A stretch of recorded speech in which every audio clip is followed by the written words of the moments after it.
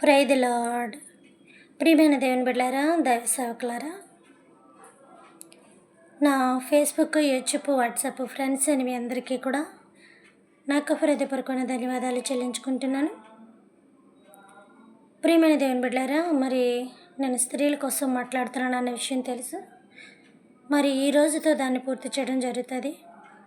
ఎందుకంటే ప్రియమైన దేవుని బిడ్డలారా, గతంలో కూడా చాలా మాట్లాడుకున్నాం. అందులో వాక్యాలతో సైతం నేను ఇవ్వడం జరిగింది. మరొకసారి స్త్రీలను జ్ఞాపకం చేసుకున్నట్టు మంచిదని చెప్పి నేను ఆ యొక్క విషయాలన్నీ కూడా తెలియజేశాను. మనం కూడా స్త్రీలుగా ఎంత బాధ్యత వహించాలి అన్న విషయం కూడా ఇది చేసాం. ఆ రోజుల్లో గొప్ప కార్యాలు చేసిన వారు ఎవరంటే సమాధుల దగ్గరికి వెళ్ళిన వారని కూడా చెప్పాను. ఈ రోజుల్లో గొప్ప కార్యాలు చేసిన స్త్రీలు ఎవరంటే అంతరిక్షానికి వెళ్ళొచ్చేస్తున్నారు. అంతరిక్షానికి రెక్కలు లేవుగానే ఉంటే 6 రోజులు వెళ్ళొచ్చేస్తారు. రెక్కలుంటే మనము వెళ్ళొచ్చేస్తామంటారు. సాహసం చెయ్యాలే కానీ రెక్కలు ఉండక్కర్లేదు. ఎలాగన్నా మనం సాధించవచ్చు. పట్టుదల అనేది ఉన్నది అంటే అది ఏదన్నా మనం సాధించగలుగుతాం. నువ్వు తీసుకున్న పని పట్ల బాధ్యత కలిగి మనం ఉంటే కనుక దాంట్లో గొప్పగా మనం విజయం చూడగలుగుతాం. గట్టి ప్రియమైన దేవుని బిడ్డలారా, ఈ స్త్రీలందరూ కూడా దేవుని విషయమే కానీ సంఘాన్ని బాగా సపోర్ట్ చేసే విషయంలోనే కానీ చెప్పాను కదా. ఆ స్త్రీ ఎవరు? ఫిబే. ఆమె విధవరాలని కూడా చెప్పాను లాస్ట్లో. మరి ఆమె ఎలాంటి సువార్త పరిచర్య చేసిందంటే వీళ్ళందరికన్నా ఆవిడకి కొంచెం మనం ఎక్కువగా పేరు ప్రాధాన్యత ఇవ్వచ్చు. ఎందుకని మనం అనుకుంటే కనుక ఈ రోజుల్లో ఎక్కడ పడితే అక్కడ వాహన సదుపాయాలు ఎక్కువ ఉన్నాయి. వాహన సదుపాయాలు అరవకుండా అరగంట కూర్చుంటే ఆకాశం నుంచి ఎక్కడికెక్కడికో వెళ్ళిపోతున్నాం ఈ ఫ్లైట్ల ద్వారా. ఆ రోజుల్లో ఎంత అరిచినా నీళ్ళిచ్చే దిక్కు కూడా లేని ఎడారులు నడుచుకుంటూనే వెళ్ళాలి. ఊర్లమ్మటే పడి వెళ్ళాలి. ఊర్లో వస్తే ఎక్కడన్నా బావిలు ఉంటే అక్కడ తాగాలి. దయాదాక్షిణ్యం కలిగితే వాటర్ ఇవ్వడం, కాస్త ఫుడ్ పెట్టడం. అది లేకపోతే ఇంకెవరిష్టం వాళ్ళది. ఒకళ్ళు మనకి ఏదైనా ఇస్తున్నారంటే కేవలం వాళ్ళ మీద ప్రేమతోటో, భక్తితోటో, దయతోటో, ఒక గౌరవ మర్యాదలతోటో, ఇలాంటి కొన్ని సందర్భాల్లోనే కొన్ని అవతల వాళ్ళకి వెళ్ళడం కానీ కొన్ని మనం పొందుకోవడం కానీ జరుగుతూ ఉంటుంది. ఎందుకంటే మనకి ఉండే విధానాన్ని బట్టి.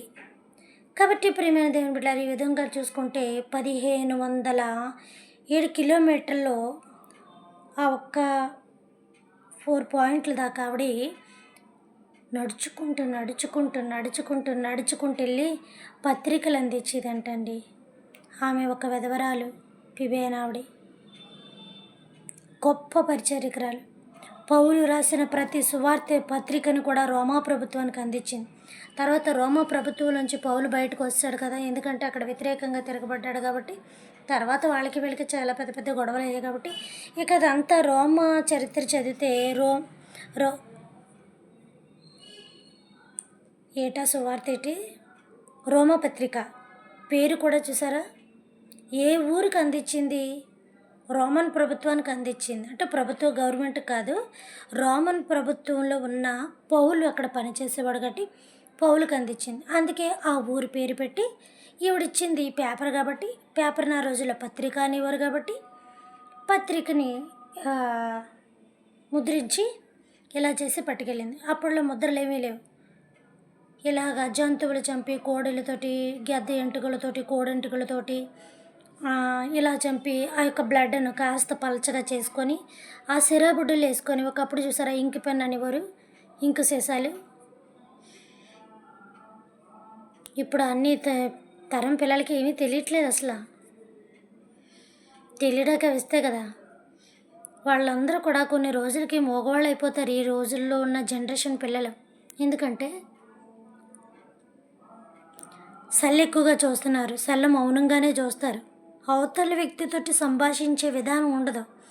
అది గేమ్స్ అయినా ఇంకేమైనా ఏం చూసినా. ఒకవేళ ఫోన్ అయితే మాట్లాడతాం, కానీ ఫోన్ అంతసేపు మాట్లాడడం కదా. తర్వాత స్కూల్లో లెసన్ చెప్పినప్పుడు కూడా ఎక్కువగా మౌనంగా ఉంటాం. అది కాలేజీలో అయినా స్కూల్ అయినా ఏదైనా ఎక్కడ కూడా మౌనంగానే ఉంటాం. మనం అంటూ ఒక వృత్తి చేస్తున్నప్పుడు అవతల వాళ్ళతోటి సంభాషణ కలుగుతుంది కాబట్టి మనం మాట్లాడుతుంటాం. ఈ జనరేషన్ పిల్లలకి చాలా తగ్గిపోయింది. రేపు పొద్దున్న ఏదైనా సమస్య వస్తే తల్లిదండ్రులు లేనప్పుడు ఏమన్నా సమస్య వస్తే అవతల వాళ్ళకి ఎలాంటి సమాధానం వీళ్ళు ఇవ్వాలి అనేది కూడా గూగుల్ కొట్టి అడుగుతారేమో నాకు తెలియట్లేదు. వీటి మీద ఆధారపడిపోతున్నారు కదా. అవతల వాళ్ళని ఎలా తిట్టాలి టైప్ చేసి, అవతల వాళ్ళతో ఎలా పోరాడాలి టైప్ చేసి, లేకపోతే వాయిస్ పెట్టి, ఈ టర్మ్ అంతా ఈ జనరేషన్ ఇలాగ అయిపోతుంది. ఇంకా వీధుల్లో పసిపిల్లలు మాటలు వినపడతలేదు, కేకలు వినపడతలేదు, అల్లర్లు లేవు. ఆడుకోవాల్సిన పిల్లలు కూడా సెల్లే. ఒకప్పుడు చందమామను చూపించి అన్నం తినిపించేవారు, ఇప్పుడు సెల్ల చూపించి అన్నం తినిపిస్తున్నారు. ఇదేమన్నా కర్మరా బాబు.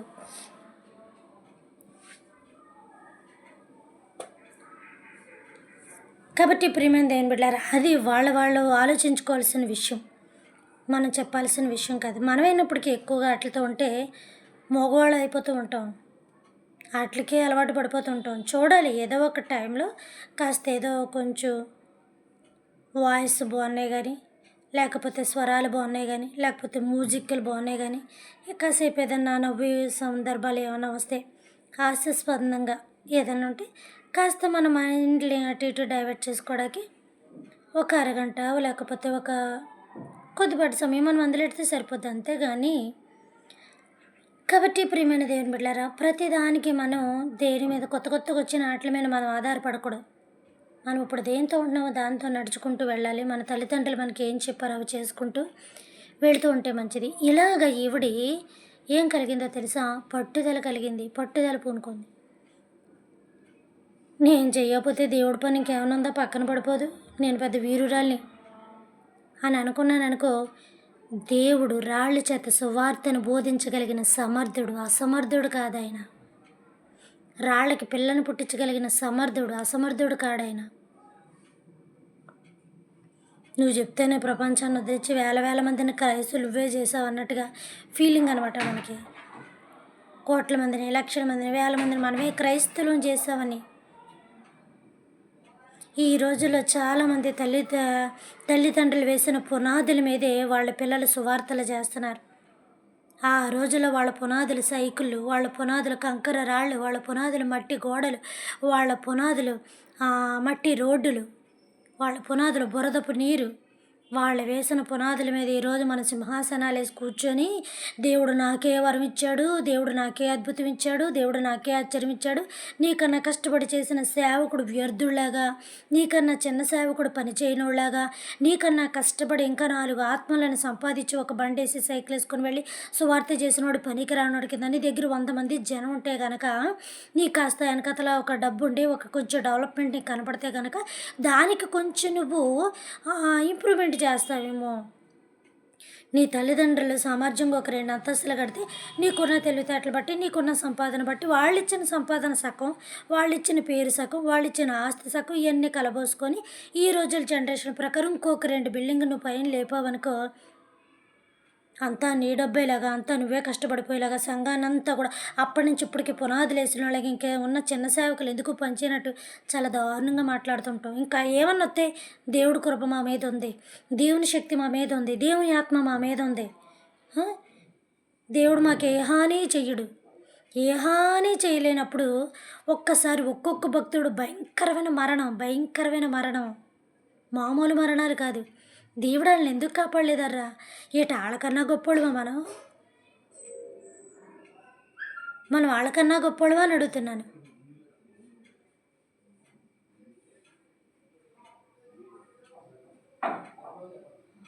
వాళ్ళకన్నా ఆశ్చర్యమైన వాళ్ళమా మనం?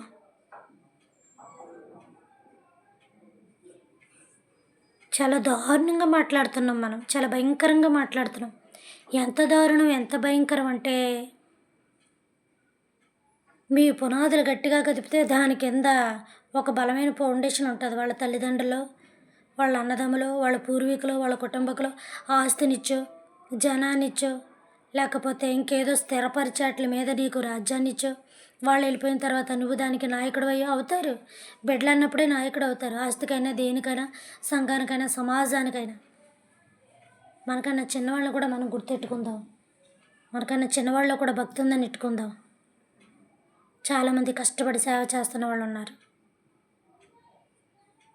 కాబట్టి ప్రియమైన దేవుని బిడ్డారా, ఈ రీతిలో దేవుని కొరకు చాలామంది చాలాసార్లు కష్టపడ్డారు. స్త్రీలు కూడా చాలా గొప్పగా కష్టపడ్డారు. ఈ కష్టాన్ని మనం గుర్తించాలి. ఈ స్త్రీలను ఎప్పుడు కూడా మనం మర్చిపోకూడదు. అంతమందికి నీళ్ళు తోడిచ్చేసింది, ఒంటెలకి నీళ్ళు తోడిచ్చింది. ఎక్కడ కూర్చుంటే జనం మొత్తం ఊరు కదిలేస్తారో యేసుప్రభు వారికి తెలుసు. ఒక్క ఆడదాన్ని పట్టుకున్నాడండి, సమరయ స్త్రీని, ఊరిని కదిలించేసింది. అసలు వ్యభిచారిని మాట ఎవరన్నా వింటారా? వ్యభిచారిని మాట ఎవరన్నా వింటారా? ఆవిడ అసలు మిట్ట మధ్యాహ్నం ఎందుకు వచ్చింది? ఆవిడని అందరూ ఎటకారిస్తారని, ఆవిడ పాపాన్ని బట్టి దెప్పుతారని, ఆవిడ ఎదురొస్తే అలాగా ఇలాగని ఇంకా సంఘం కోసం సమాజం కోసం తెలియదే ఉంది. ఇష్టం వచ్చినట్టు మాటలు మనకు వినపడుతున్నాను మాట్లాడేస్తూనే ఉంటారు. అలాగంట సేవ చేస్తున్నారు, ఎలాగంట సేవ చేస్తున్నారు. ఆ అనొకలు, ఈ అనొకలు, ఊ అనొకలు బండిరా వరకు చదివేస్తూ ఉంటారు. ముందు మీరు ఏ స్థితిలో ఉన్నారో గుర్తు చేసుకోండి. ముందు మీరు ఎంత ఆరోగ్యంగా ఉన్నారో గుర్తు చేసుకోండి. దేవుడు నిన్ను ఆరోగ్యవంతురాలు చేసినంత మాత్రాన, దేవుడు నీకేదో ₹1 ఇచ్చినంత మాత్రాన ఎదటి వాళ్ళ కోసం మాట్లాడేటప్పుడు చాలా జాగ్రత్తగా మాట్లాడాలి. వాళ్ళ తిరిగేసి నిలబడి కడిగారంటే చాలా అనవసరంగా సిగ్గుపడాల్సి వస్తుంది. కాబట్టి చాలామంది సేవకులను గుర్తించండి. కాబట్టి ప్రియమైన దేవుని బిడ్డారా, ఒక్క ఆవిడని పట్టుకున్నాడు, ఊరిని కదిలించేసింది ఆవిడ. ఎస్తేర్ రాణి, నాకేమన్నా ఆపద? రాజు దగ్గర ఉన్నాను, రాజ్యంలో ఉన్నాను, కాళ్ళకాడికి అన్నీ వచ్చేస్తాయి, నాకేంటి అనుకోలేదు. దేవుడు అన్నీ నీకే, నాకేంటి అనుకోవద్దు, అన్నీ నీకే, అందుకే తీసుకొచ్చి ఇక్కడ ఇట్టాను. ఈరోజు ఈ ఇబ్బంది ఉంటుందని నువ్వు ప్రార్థనాపరురాలు అని తెలిసి ఈ ఇబ్బందిని నువ్వు తప్పించడాకే అక్కడ పెట్టాను నిన్ను రాజు దగ్గర. నాకేంటి అనద్దు. నాకేంటి అన్నావంటే మామూలుగా చూపించాడు అనమాట దేవుడు. ఆవిడ ద్వారా ఆవిడకేం ఆపదలేదు. యూది జాతి యావత్తును కూడా రక్షించేసింది ఒక్క స్త్రీ. ఒక్కరు పూనుకోండి. ఒక్కరు పూనుకుంటే అది ఏ విషయమైనా, నువ్వు ఏది అనుకుంటున్నావో, నీ కుటుంబంలో ఏది సాధించాలనుకుంటున్నావో, నీ జీవితంలో ఏది సాధించాలనుకుంటున్నావో, అది చదువైనా ఇదైనా నీకు సంబంధించి ఏదో ఉంటుంది. దాని విషయం ఎక్కువగా శ్రద్ధ నిలుపు. కృషితో నాస్తి దుర్భిక్షం అన్నట్టుగా ఖచ్చితంగా మనం దాని విషయంలో పట్టుదల పట్టగలిగితే ఖచ్చితంగా సాధిస్తాం.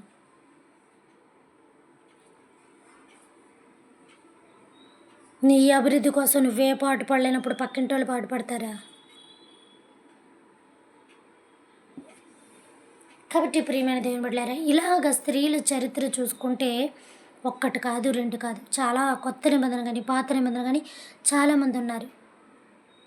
ఈ స్త్రీలను చూసుకుంటే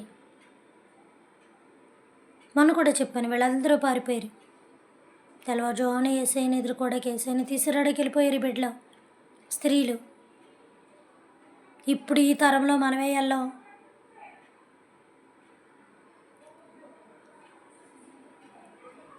తను చేయడాకంటూ పూనుకుంటే ఎంత బలమైన పని చేసేది. ఒక బలమైన బిడ్డన కన్నా దానికన్నా గొప్ప సాహసం ఇంకోటి ఏదీ లేదు. పోతున్న ప్రాణాన్ని అడ్డుగా పెట్టి, నా కుటుంబం ఏమైపోతుంది, నాకు ఏమైనా తేడా జరిగితే నా భర్త ఏమైపోతాడు, నా ఆస్తి ఏమైపోతుంది, నా ఇల్లు ఏమైపోతుంది అన్న ఆలోచన ఉండదు వాళ్ళకి. అది ఎంత బలమైన కార్యమో వాళ్ళకే దేవుడికే తెలుసు. ఎవరో వాళ్ళ ప్రాణాలు వాళ్ళు పోగొట్టుకోవడానికి ఇష్టపడరు. అంత బలమైనది స్త్రీ.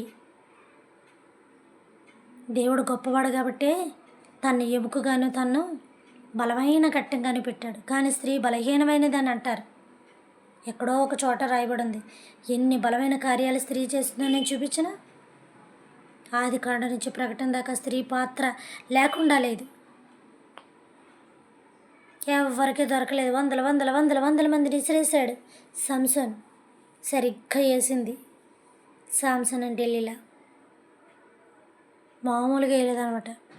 ఒక్క దెబ్బకి ఎంతమంది వచ్చినా, ఎంత ధీరులు వచ్చినా, ఎంత వీరులు వచ్చినా పక్కకు పోవడం, విసిరేయడం, పక్కకు పొడవు విసిరేయడమే తప్ప ఏమీ చేయలేకపోయింది. చక్కగా తొడ మీద పడుకోబెట్టుకొని జుట్టు అప్పు చెప్పి ఖైదీ గృహానికి అందించి ప్రాణాలు పోవడానికి కారణమైంది. మంచికైనా చెడుకైనా స్త్రీ తలంచుకున్నది అనుకోండి, చాలా భయంకరమైంది. మాధుర్యమైంది ఆవిడే, భయంకరమైంది ఆవిడే. ఆ పరిస్థితులు బట్టి ఎంత మంచిగా ఉండాలో అంత మంచిగా ఉంటుంది. తేడా జరిగితే తాను ఏదన్నా చేసేసుకోవడానికి కానీ ఎదటోళ్ళని ఏమి చేయడానికి కూడా వెనకాడింది. ప్రియమైన దేవుని బిడ్డలారా, అలాంటి సాహసాలు చేయరు. సాధ్యమైనంత వరకు ఎవరికెవరో హాని కలిగించరు. అలాంటి ప్రమాదాలు జరిగాయంటే వీళ్ళు ఎంతగానో బాధపడ్డారని అర్థం. కాబట్టి ప్రియమైన దేవుని బిడ్డలారా, ఈ బైబిల్లో ఉన్న స్త్రీలు ఎన్ని గొప్ప కార్యాలు చేశారు. నువ్వు స్త్రీ అయినందుకు అన్ని గొప్ప కార్యాలు చేయగలుగుతావు. అది ఏ విషయం అయినప్పటికీ కూడా మనం చేయగలుగుతాము. విషయం ఏంటంటే స్త్రీగా పుట్టినందుకు మనం ధన్యులం అని చెప్పుకోవాలి. ఎంత చక్కబెట్టుకుంటామో మనం, ఎంత చేయగలుగుతామో. ఎప్పుడన్నా కాస్త ఒంట్లో బాగాలేదు వంటింట్లోకి వెళ్ళమన్నామంటే అసలు ఆ పరిస్థితి ఊహించుకోలేంది. దీనికి ఒక చిన్న ఉదాహరణ చెప్తాను. మా హస్బెండ్ గారు ఒకసారి కాదు, కొంచెం ఎక్కువ వైట్ వాడుతూ ఉండేవారు. ఆయన అటు ఇటు కూడా పొలిటీషియన్లోనే ఉండేవారు, దైవికంగానే ఉండేవారు. ఈ వైట్ డ్రెస్ వేసుకున్నప్పుడు కొంచెం వర్షాకాలం అది, నేను కూడా చిన్న గొడవ పెట్టాను. అవి చాలా ఇదిగా ఉంటున్నాయి, నేను ఉతకలేకపోతున్నాను నల్లేలాని. మిషన్లో వేస్తే అటు ఇటు ఉంటే మనకి తెలుసు కదా, కరెక్ట్గా ఉండవు. సరేలేని నేను వేసుకెళ్ళదాన్ని, వైట్ డ్రెస్ వేసుకెళ్ళడానికి పంతం వచ్చి నేను ఉతకలేదు. తర్వాత నెక్స్ట్ డే ఆయనకు ఒక పొలిటీషియన్ మీటింగ్ ఉంది. ఆ మీటింగ్ ఉన్నప్పుడు ఆ డ్రెస్ కావాలి అంటే ఆల్రెడీ ఉన్నాయి, కొంచెం అది ఇంకా బాగుంటుంది, అన్నీ బాగున్నవే. సరే ఇంకా నా మీద కోపంతో ఇచ్చేనని ఏం చేశాడంటే, వంటింట్లోకి వెళ్ళి, నేను హాల్లో ఏదో చేస్తున్నాను, వంటింట్లోకి వెళ్ళి సర్పు సాల్టు వైట్గానే ఉంటాయి కదా, గబగబా బకెట్లో నీళ్ళు వేసుకొని ఒక 1/2 kg లాగా, ఎక్కువ మురుకుంది కదా, ఎక్కువ కొంచెం ఇది బురద పట్టింది కదా, చక్కగా వదులుతాయని అన్నట్టుగా పాపం ఆశ కలిగి ఎక్కువ వేసేస్తే వదులుతుంది అనుకున్నాడు ఏమో. 2 గుప్పిట్లో 3 గుప్పిట్లో తీసుకొని, అప్పుడు చాలా పొడిపొళ్ళాడుతూ ఉండే సాల్ట్ వాడేదాన్ని. ఇప్పుడు అంతే, సాల్ట్ వేసేసాడు. బకెట్ నిండా సాల్ట్ వేసేసి అవి అందులో ఉంచేసాడు. తర్వాత ఫోన్ కాల్ వచ్చింది, వాళ్ళతో మాట్లాడాక కొంచెం వెళ్ళారు, ఇచ్చేశారు. తర్వాత మళ్ళీ మనం ఎలాగైనా రిలీజ్ అవుతాం కదా, మన మనుషుల విషయంలో, పిల్లల విషయంలో కానీ, హస్బెండ్ విషయంలో కానీ, మనం పోనీలే పాపమని సరేలేని తీద్దామని 2 hours అయిన తర్వాత నేను వెళ్ళి అట్లా వాష్ చేద్దామని చూసి తీస్తుంటే చేతికి టైట్గా పట్టేస్తుంది వాటర్. ఆ క్లాతులు తెస్తుంటే టైట్గా వస్తున్నాయి. విషయం ఏంటంటే సాల్ట్ పట్టేసి బిగుసుకుపోయే బట్టలన్నీ. ఆ వేసింది 2 జతలే. అది చూస్తే వాటర్ సరఫరా లేదు, అసలు జిగురు రావట్లే కానీ టైట్గా పట్టేస్తుంది. జిగురే కనిపించట్లేదు నాకు, కాస్త బ్లాక్గా వచ్చింది. ఇలా ఉంది ఏంటో తేడా జరుగుతుంది. నేను వాటర్ గిలకరించాను, ఇట్లా అరిచేయి పెట్టి ఇట్లా గిలకరిస్తే అసలు దాంట్లో ఏమి స్పందన లేదు, నీళ్ళలాగే ఉన్నాయి, తిరుగుతున్నాయి. సర్లే అని చెప్పేసి కొంచెం వాటర్ తీసుకొని వాసన చూశాను, అది ఇది అవ్వలేదు, ఏదో తేడా జరిగిందని లైట్గా ఒక డ్రాప్ తీసి నాలుక మీద పెట్టి చూశాను. ఉప్పు కసం, మామూలు కసం కాదు, సముద్రంలో ఉప్పు నా బకెట్లో ఉందని అనిపించింది. తర్వాత వచ్చారు, చూసాక నేను అన్నాను, బకెట్లో ఏమేసి నానబెట్టారు మీరు అన్నాను. ఏమేసి నానబెడతారు బట్టలో? తప్పు చేసి ఒప్పుకోలేదు. విషయం ఏంటంటే తప్పు చేశానని తనకే తెలియలేదు. నా మీద కోపంతో సాల్ట్ తీసుకెళ్ళి ఉంపేశాడు. 2 వైట్గా ఉండబట్టి ఇక్కడ వైట్ కలర్ దెబ్బేసేసింది పాపం. వంటింట్లో ఆయుధకరమైన ప్రమాదాలే అయినా ఏదైనా మనకు తెలిసినంత ఈజీగా వాళ్ళకి తెలియదు. మనకు తెలిసినంత ఈజీగా తెలియదు. ఒక ఐటము ఎవరినైనా గమ్ముని ఆపదొచ్చినప్పుడు ఏదన్నా మన ఇంట్లో వంటింట్లో కాపాడుకోవాలంటే అవన్నీ త్వర త్వరగా తీసేస్తూ ఉంటాం. ఎందుకంటే మనకి ఏ ఐటము మంచిగా చెడుగా ఉపయోగపడుతుందో తెలుసు. ఫర్ ఎగ్జాంపుల్ ఒకటి చెప్తాను, వేరేగా అనుకోవద్దు. మనం కత్తిపీటతోటి కాయగూరలు తరుగుతూ ఉంటాం. ఏదన్నా అనుకోని భయంకరమైన ప్రమాదం మన మీద మనకు వచ్చింది అనుకోండి, మంచో చెడో ఏ రీతిగాన, అది మనకు తెలిసినంత ఫాస్ట్గా మన ఇంట్లో మెంబర్లు ఎవరికీ తెలియదు. దాన్ని 24 అవర్స్ యూజ్ చేసేది మనమే కాబట్టి మనకు తెలిసినంత స్పీడ్గా ఎవరికీ తెలియదు. దాని దగ్గరికి వెళ్ళి మనం తెచ్చేటప్పుడు వాళ్ళు ఇంకా వెతుక్కుంటూ ఉంటారు అటు ఇటు. కాబట్టి ప్రియమైన దేవుని బిడ్డలారా, ఈ రీతిలో కనుక మనం చూసుకుంటూ ఉంటే తర్వాత ఏదో వచ్చి అడిగితే మళ్ళీ సేమ్ అదే డబ్బా తీసి ఇచ్చాడు ఆయన, చాలా మంచి పని చేసామని చెప్పి.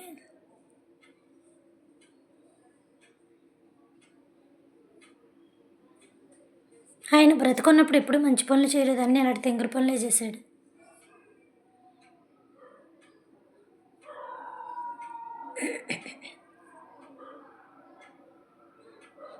ఇలాగా స్త్రీ ఏది సాధించాలనుకున్నప్పటికీ కూడా చాలా సాధిస్తూ ఉంటుంది,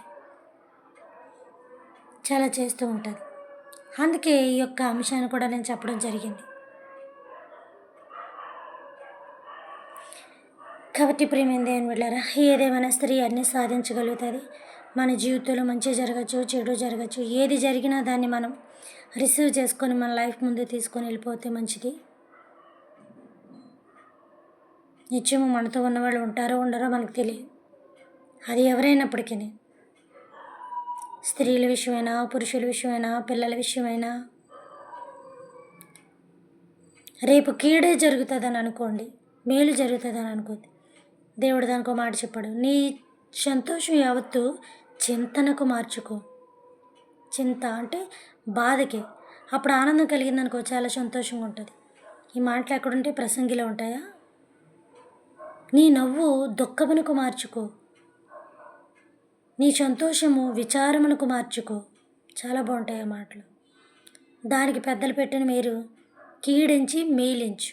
అంటే ముందు నువ్వు కీడే జరుగుతుంది అనుకో, తర్వాత మేలు జరిగిందనుకో నువ్వు చాలా హ్యాపీగా ఫీల్ అవుతావు.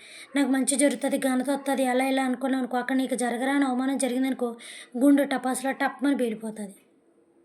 టపాకా ఇలా పేలిపోయిందంటే నీ మీద ఆధారపడి ఉన్నవాళ్ళు పాపం బాధపడాల్సి వస్తుంది.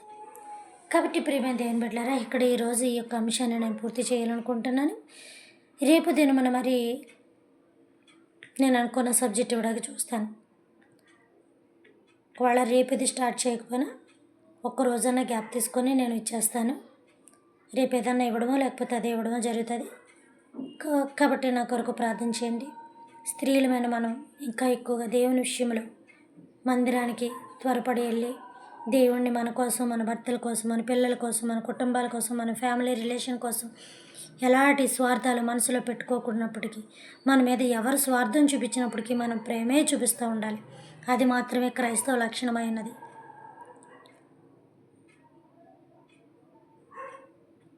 కాబట్టి ఇంకా నేను అనుకున్నవన్నీ కూడా ముందుకు ఇవ్వాలని నా కొరకు ప్రేయర్ చేస్తారని ఆశిస్తూ వేడుకుంటున్నాను. Thank you.